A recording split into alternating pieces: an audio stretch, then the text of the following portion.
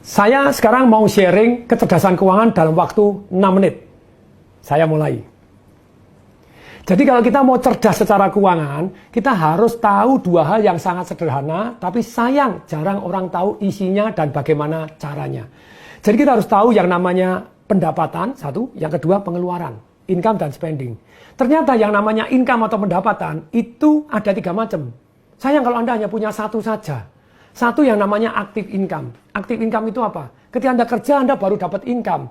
Anda jadi guru ngajar, jadi pegawai negeri, masuk baru dapat income. Jadi dokter, jadi lawyer, jadi pedagang. Ketika Anda dagang baru dapat duit. Jadi trader, ya Anda itu namanya active income. Nah, sayang hanya satu ini doang. Kemudian yang kedua, Anda harus tahu bahwa dalam income ini ada yang namanya passive income. Tidur pun dapat duit. Ini income yang paling penting, tapi sayang orang tidak fokus untuk membangun passive income.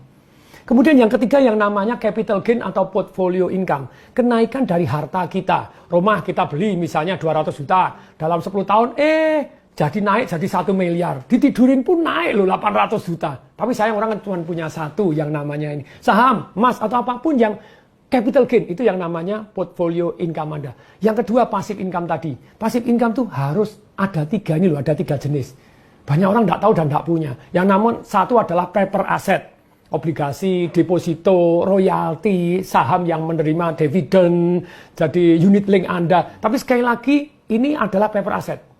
Yang kedua, jenis dari passive income adalah properti yang Anda sewakan dan Anda bagi hasilkan. Yang ketiga, itu adalah bisnis yang jalan tanpa Anda. Nah, sungguh sayang kalau kita tidak punya passive income. Harus punya passive income karena tidur pun dapat duit. Enak banget gitu loh ya. Nah, kemudian pengeluaran itu ada 4.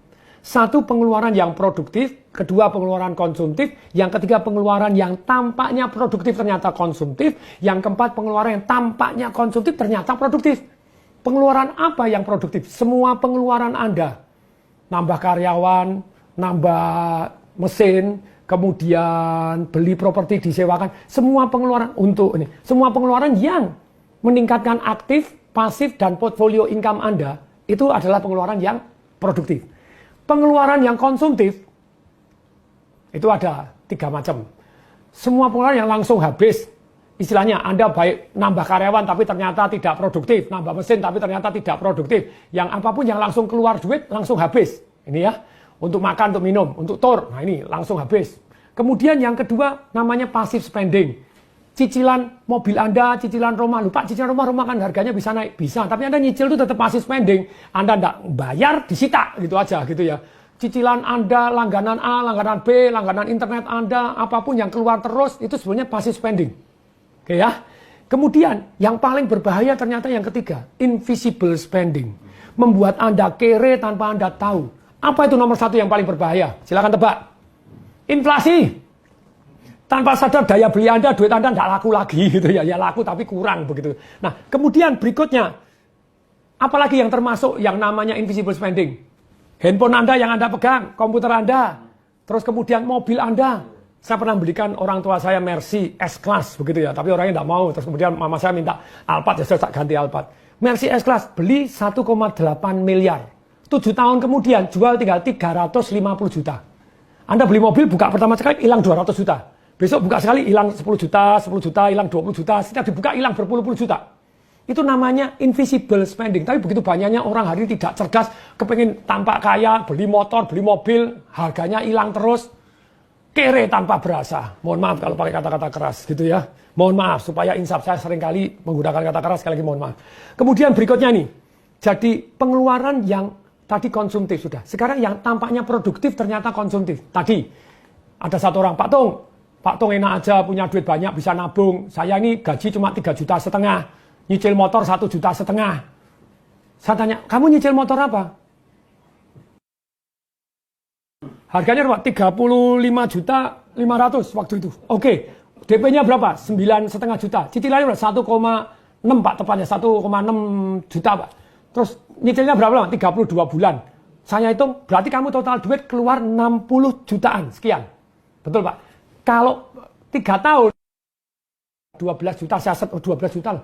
Berarti kamu dalam 3 tahun, kamu hilang yang namanya uang kamu 48 juta sendiri.